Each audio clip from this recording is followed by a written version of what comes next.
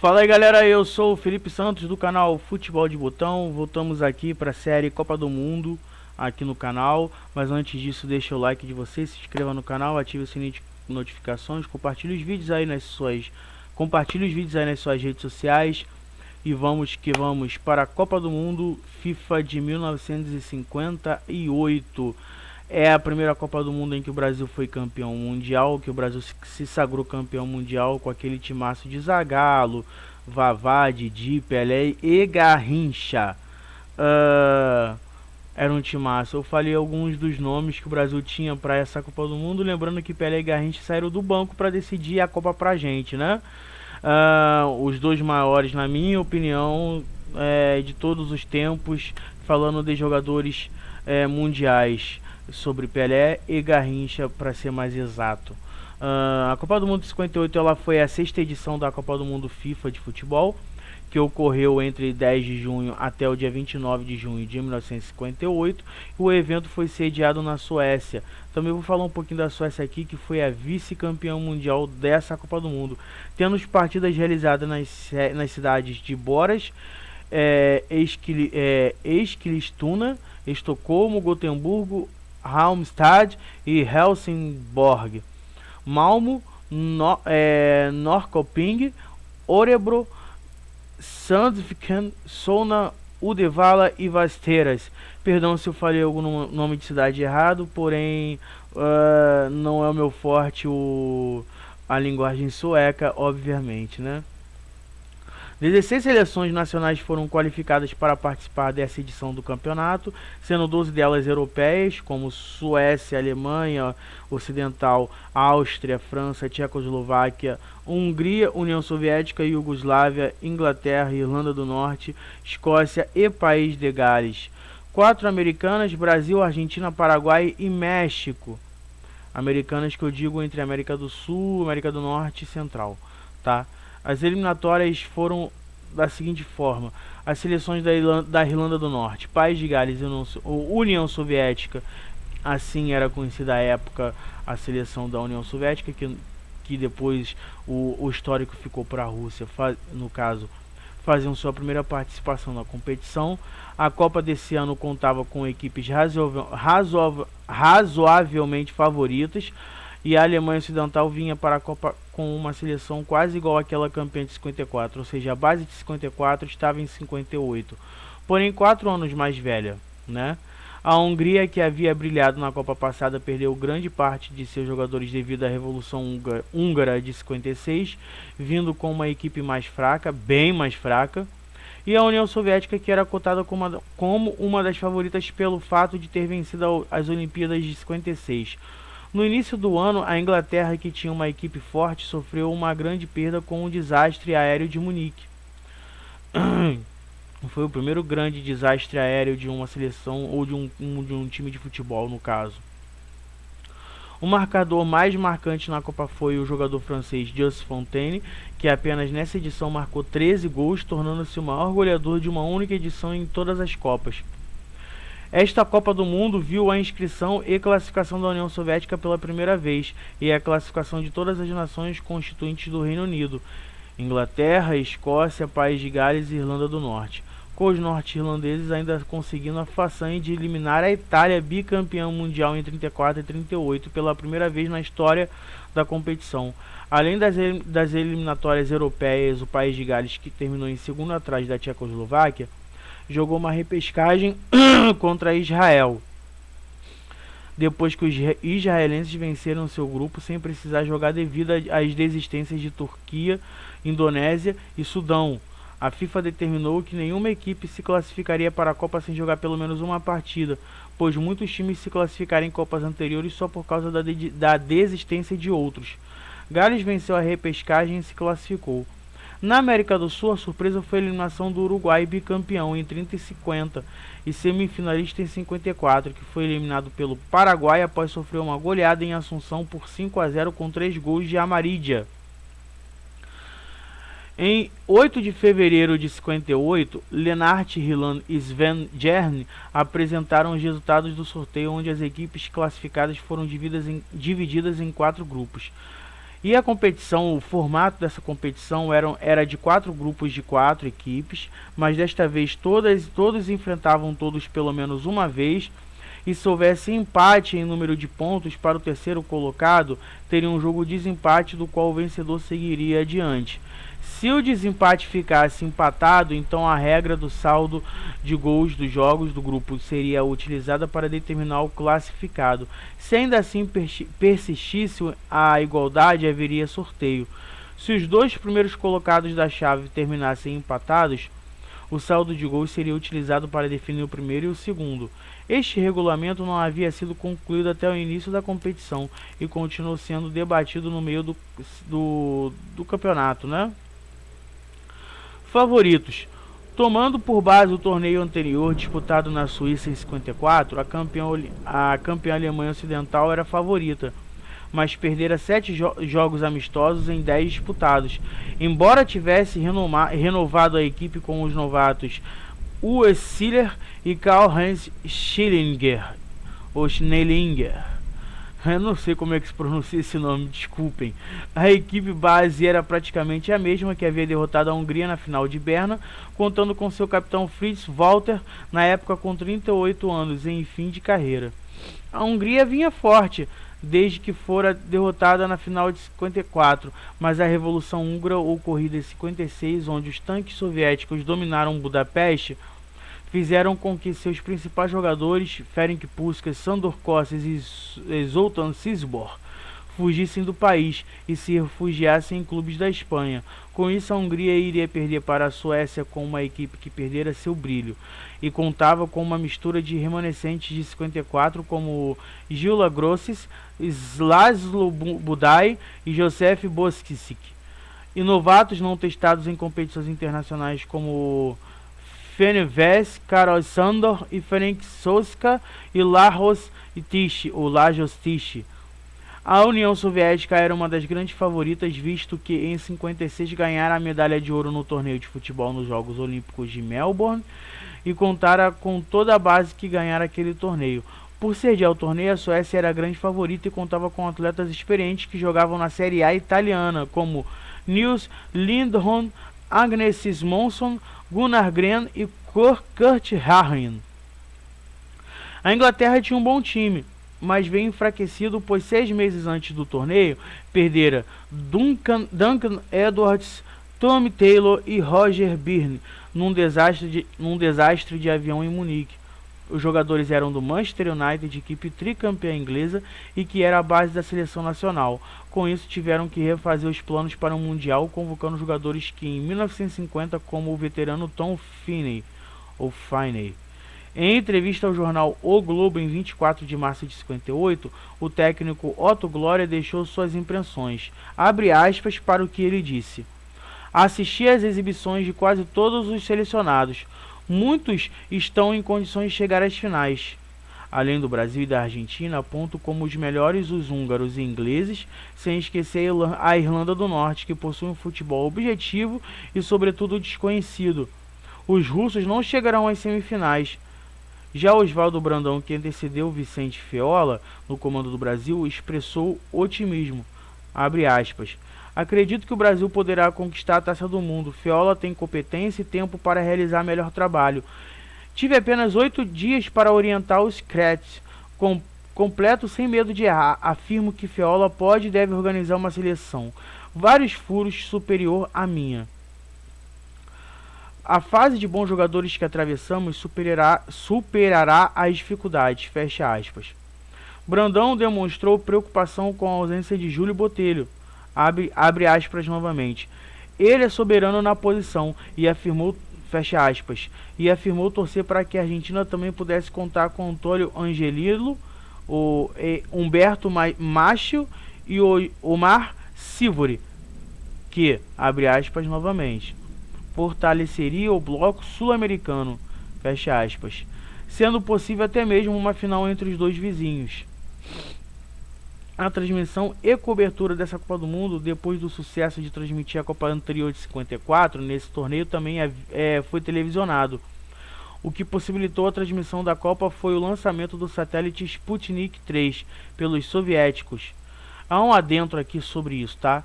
Sputnik, que foi esse satélite que foi enviado pelos soviéticos pro espaço, também se deu ao primeiro nome da banda do Tim Maia, tá? Lá quando ele surgiu tentou surgir pra música um pouquinho mais tarde nessa época, antes dele ficar famoso pelo sucesso Azul da Cor do Mar, antes dele viajar para o exterior, para os Estados Unidos, antes da Jovem Guarda surgir, ele apareceu com essa banda, liderando essa banda que se chamava Os Sputniks, tá? É só um adentro, uma curiosidade que vale a pena contar aqui.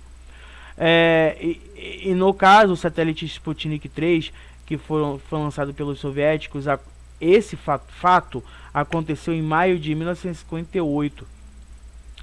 A transmissão televisiva do torneio foi para os países europeus. No total, 11 países europeus aderiram ao consórcio liderado pela Sveriges Radio, estatal de rádio e TV que detinha os direitos de transmissão. Para os países não europeus, ficava a opção de adquirir os kinescópios dos jogos, filmados em 16 mm. Ainda não havia surgido o videotape e os kinescópios eram o melhor meio de gravar conteúdo filmado na época. O consórcio providenciava aos interessados os kinescópios de cada partida a preço de custo, acrescido de apenas 1% de margem de lucro, para custear o trabalho das equipes de filmagem para registro dos jogos. No Brasil, a extinta TV Tupi adquiriu os kinescópios que anos mais tarde puderam ser transformados em videotape. Para a cobertura do Mundial, 2.000 jornalistas se credenciaram para cobrir o evento. Dos credenciados, 200 eram alemães. A primeira fase teve no grupo 1 a Alemanha Ocidental, que ficou em primeiro lugar. A Irlanda do Norte surpreendeu o mundo ao ficar com a segunda vaga após derrotar a Tchecoslováquia no jogo de desempate. A Tchecoslováquia aplicou na Argentina uma super goleada por 6-1 e os jogadores foram recebidos em Buenos Aires com uma chuva de pedras e moedas. Nem tudo são flores, né? No grupo 2, o destaque foi a França, com craque como Fontaine e Coupa. O time goleou o Paraguai por 7-3 e venceu a Escócia por 2-1. Com um saldo tão bom, a derrota para a Iugoslávia na segunda rodada não fez diferença. Os iugoslavos ficaram com a segunda vaga. No grupo 3, a Suécia, a dona da casa, passeou. Gales ficou em segundo. Assim, esta foi a única Copa até hoje em que as 4 seleções britânicas participaram juntas, como eu disse anteriormente, como Escócia, Irlanda do Norte, País de Gales e Inglaterra. Só um adentro, o País de Gales volta a uma Copa do Mundo agora em 2022 com Gareth Bale e Ramsey liderando a equipe desde 1958, tá? De lá pra cá, País de Gales nunca mais participou de nenhuma Copa do Mundo, mesmo tendo na equipe jogadores como Ryan Giggs liderando só a seleção. Enfim, só a Inglaterra e a Escócia não se classificaram para as quartas de finais.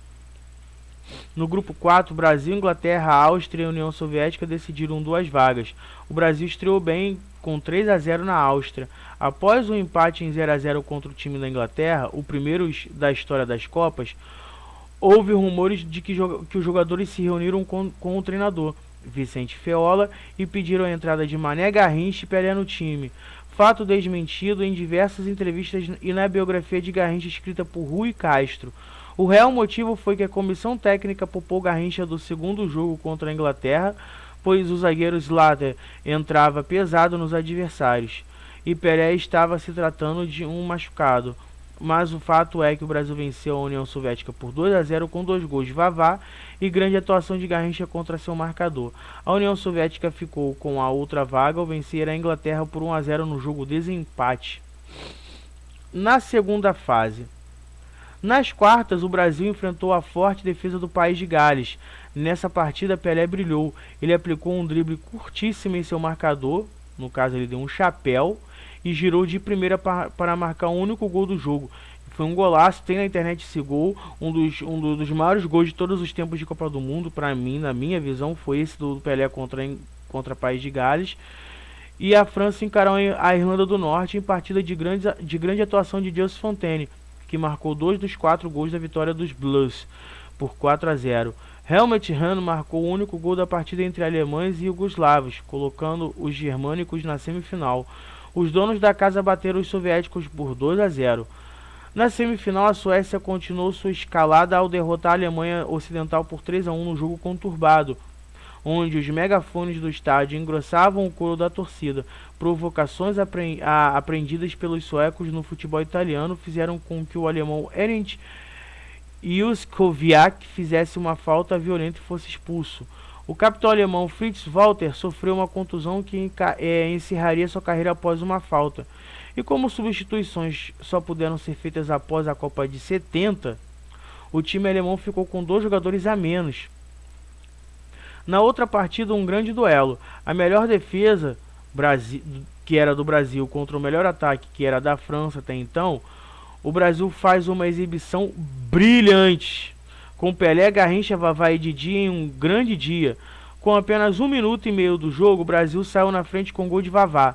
E grandes atuações do time brasileiro se refletiram no resultado. 5-2 do Brasil sobre a França. Segundo Pelé, a partida contra a França foi a mais difícil do Mundial. Abre aspas para a frase do rei. A França era o time que respeitávamos. Não joguei os 2 primeiros jogos, o Brasil não foi bem, mas tinha certeza de que se o Brasil ganhasse da França seria campeão. Não perderíamos para outra equipe, e o melhor jogo nosso foi com a França. Contra a Suécia, time da casa não tinha medo. Muita gente acha o jogo com o País de Gales o mais difícil, mas foi difícil porque só se defendiam. Não tivemos perigo, a França era a única que podia nos derrotar. Fecha aspas para a frase do rei, né? A França arrasa a Alemanha pelo 3º lugar em um 6-3 histórico com 4 gols de Just Fontaine. Fontaine terminou a Copa com 13 gols e é até hoje o artilheiro com o maior número de gols dentro de uma única edição de Copa do Mundo.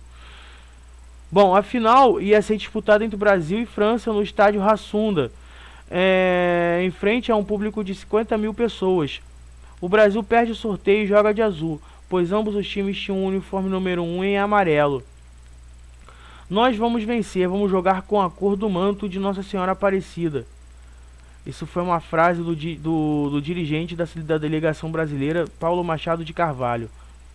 Nenhum gol sueco que inaugurou o placar aos 4 minutos de jogo abalou a equipe. Didi, o príncipe etíope, certamente uma das peças mais importantes do time brasileiro, pegou a bola e foi calmamente andando com ela debaixo dos braços. Lembrando a todos que o Botafogo, base daquela seleção, tinha dado uma goleada na Sueca, de forma que não ia ser a seleção brasileira que ia perder deles. Tinha dado resultado: Vavá marca gol logo aos 9 minutos e vira o jogo ainda no primeiro tempo numa partida excepcional, que mesmo com a derrota sueca por 5-2 em casa, foi aplaudida de pé pela torcida anfitriã, ao saudar como campeões do mundo Pelé, Vavá, Garrincha, Zito, Mazola, Nilton Santos, Didi, Gilmar, Zagallo, entre outros. Esses eram alguns dos jogadores que o Brasil tinha na época de 58. O Brasil tinha um timaço. Realmente não tinha como perder para a Suécia, que também tinha um timaço. Mas perto do Brasil não tinha como competir, mesmo que eles abrissem o marcador, como foi dito aqui. Assim, o Brasil sagrava-se pela primeira vez campeão mundial de futebol. Foi a primeira vez que o Brasil foi campeão do mundo. A Suécia nunca foi, mas a Suécia teve a chance em 58, jogando em casa, de ser campeão do mundo, coisa que não aconteceu para a nossa alegria, né? Não é mesmo? Vamos às sedes, tá? Os locais e os estádios. Embora em Riavalen com capacidade para 15 mil pessoas, em Eskilstuna, em Tunavalen com capacidade para 8 mil pessoas, em Gotemburgo, Ullevi com capacidade para 52 mil pessoas, em Halmstad, no estádio de Orransval, com capacidade para 15 mil pessoas, em Helsingborg, no estádio de Olímpia, com capacidade para 16 mil pessoas, em Malmo, no estádio do Malmo, com capacidade para 26.500 pessoas, em Norrköping, no estádio de Idrottsparken, com capacidade para 20 mil pessoas, em Örebro, no estádio de Eiravallen, com capacidade para 13 mil pessoas, no Sandviken no estádio de Snervalen, com capacidade para 20 mil pessoas. Atualmente ele foi diminuído para 7 mil lugares. Em Solna, no estádio Hassunda, onde foi a final da Copa do Mundo, capacidade para 50 mil pessoas. Em Uddevalla, em Himmelsfallen, com capacidade para 12 mil pessoas. E em Västerås, em Arosfallen, no estádio de Arosfallen, com capacidade para 10 mil pessoas. Nota que algumas partidas trouxeram mais públicos do que a capacidade alegada dos estádios. Tá? Isso aí é uma nota, uma informação, tá? É um dado importante, que houve superlotação nos estádios à época da Copa do Mundo para a capacidade que se poderia ter nesses jogos, tá? Curiosidade dessa Copa do Mundo foi que os dirigentes do Brasil esqueceram de mandar para a FIFA a numeração dos jogadores para a disputa da competição. A entidade então precisou definir a numeração dos brasileiros e, por obra do acaso, o reserva Pelé recebeu a camisa 10 e eternizou o número logo em seguida, como o número do craque, né? O craque tem que usar 10. Foi uma obra do acaso. A Irlanda do Norte quase não participou da Copa, tudo porque a religião anglicana, proibia atividades físicas aos domingos. Foi necessário que o clero local autorizasse a participação dos jogadores, que assim viajaram para a Suécia com a consciência tranquila. A terceira curiosidade é que diversos países favoritos fracassaram nas eliminatórias, como Holanda, Espanha, Uruguai e Itália, por exemplo, que ficaram pelo caminho.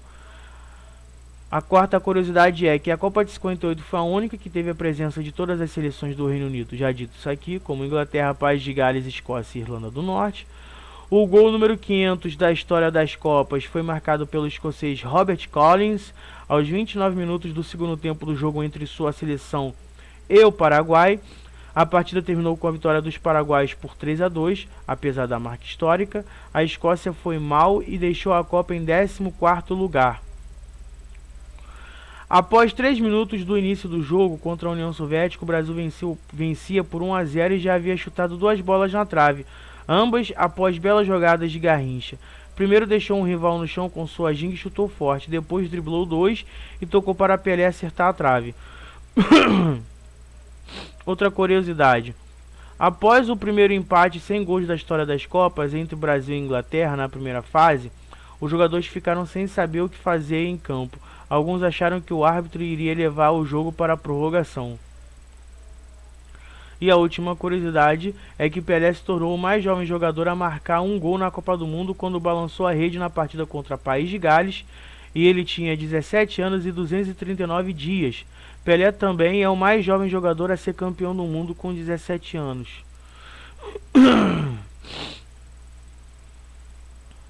Vamos às partidas, como foram os resultados? Alguns vocês já sabem, mas vamos passar pela partida, né? O sorteio da Copa do Mundo foi realizado no Circus Studio em Solna, em Estocolmo, no dia 8 de fevereiro de 58. Não existe uma fonte que diga o critério de distribuição das equipes, porém uma provável forma seria: Oeste Europeu com Suécia, Alemanha Ocidental, Áustria e França; Leste Europeu, Tchecoslováquia, Hungria, União Soviética e Iugoslávia; Nações Britânicas, Inglaterra, Irlanda do Norte, Escócia e País de Gales; e América Latina com Argentina, Brasil, México e Paraguai. No grupo 1, Irlanda do Norte, Alemanha Ocidental, Tchecoslováquia e Argentina. Não está necessariamente na ordem de cabeça de chaves ou não, porque isso aqui já tem os resultados comprovados pelos jogos que se deram à época, tá? Então vamos lá. A Alemanha venceu a Argentina por 3-1. Quando eu falo Alemanha, é a Alemanha Ocidental, porque a época, eu disse isso até no vídeo passado da Copa de 54, a Alemanha à época ainda era dividida entre a Alemanha Ocidental e a Alemanha Oriental. A Alemanha mais famosa no futebol sempre foi a Alemanha Ocidental, sendo a Oriental a mais fraca. Depois da derrocada do Muro de Berlim, que mais pra frente eu vou falar um pouco sobre isso, a Alemanha Ocidental no futebol se uniu à Alemanha Oriental, formando assim só uma Alemanha, assim como a sua nação voltou a unificar uma Alemanha apenas, e sem ter essa divisão de Alemanha Ocidental, Alemanha Oriental e por aí em diante, tá? Então vamos lá. Alemanha 3-1 na Argentina. A Irlanda do Norte venceu a Tchecoslováquia por 1-0. A Argentina venceu a Irlanda do Norte por 3-1 e a Alemanha empatou com a Tchecoslováquia em 2-2 e também empatou com a Irlanda do Norte por 2-2. Já a Tchecoslováquia, na sua última partida da primeira fase, na sua penúltima partida, goleou a Argentina por 6-1 e no tempo extra venceu a Tchecoslováquia por 2-1 no jogo de desempate, vamos colocar assim, tá? Para decidir quem ia para a fase final da Copa do Mundo. A Irlanda do Norte ficou em primeiro com 5 pontos, sendo a Alemanha Ocidental em segundo com 4 pontos. No grupo 2, França goleou o Paraguai por 7-3, Iugoslávia e Escócia empataram por 1-1. A Iugoslávia venceu a França por 3-2, Paraguai 3, Escócia 2. França 2, Escócia 1 e Paraguai 3, Iugoslávia 3. Dada assim, França ficou em primeiro com 4 pontos e Iugoslávia em segundo com 4 pontos. No grupo 3 tinha Suécia, País de Gales, Hungria e México, sendo que Suécia se classificou em primeiro com 5 pontos e País de Gales em segundo com 5 pontos também. No critério de desempate, a Suécia levou o melhor pelo saldo de gols. A Suécia venceu o México por 3-0, a Hungria empatou com Gales por 1-1. México também empatou com Gales por 1-1, Suécia 2, Hungria 1, Holanda 0, País de Gales também 0, Hungria 4, México 0 e País de Gales 2, Hungria 1. No grupo 4, o grupo do Brasil, o Brasil se classificou em primeiro com 5 pontos, a União Soviética ficou em segundo com 5 pontos, Inglaterra com 3 em terceiro e Áustria em último com 1 ponto. Esse era o grupo do Brasil, tá? O Brasil venceu na estreia por 3-0 em cima da Áustria. União Soviética e Inglaterra empataram em 2-2. O Brasil na segunda rodada empatou com a Inglaterra sem gols, o primeiro 0-0 da história das Copas contra a Inglaterra. A União Soviética derrotou a Áustria por 2-0.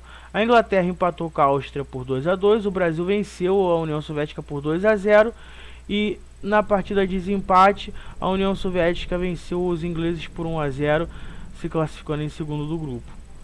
As quartas de finais, o Brasil venceu o País de Gales por 1-0. A França venceu a Irlanda do Norte por 4-0. A Suíça venceu a União Soviética por 2-0. A Alemanha 1-0 sobre a Iugoslávia. O Brasil venceu a França por 5-2. A Suécia derrotou a Alemanha Ocidental por 3-1. Isso nas semifinais, tá? A decisão do terceiro lugar, a França ficou com o terceiro lugar por derrotar a Alemanha Ocidental por 6-3. E o Brasil ficou com o seu primeiro título da história disputado contra a Suécia em Estocolmo no dia 29 de junho, goleando a seleção anfitriã da casa por 5-2. Então, os artilheiros da Copa, como você sabe, o Gilson Fontaine foi o artilheiro máximo com 13 gols. Os prêmios individuais, chuteira de ouro ficou com o Fontaine, chuteira de prata com o Pelé, chuteira de bronze com o Helmut Hahn. A bola de ouro foi para o Didi, a luva de ouro por Harry Gregg e o melhor jogador jovem ficou com o Pelé. A seleção do campeonato ficou da seguinte forma, com Harry Gregg sendo o goleiro da Copa da Irlanda do Norte.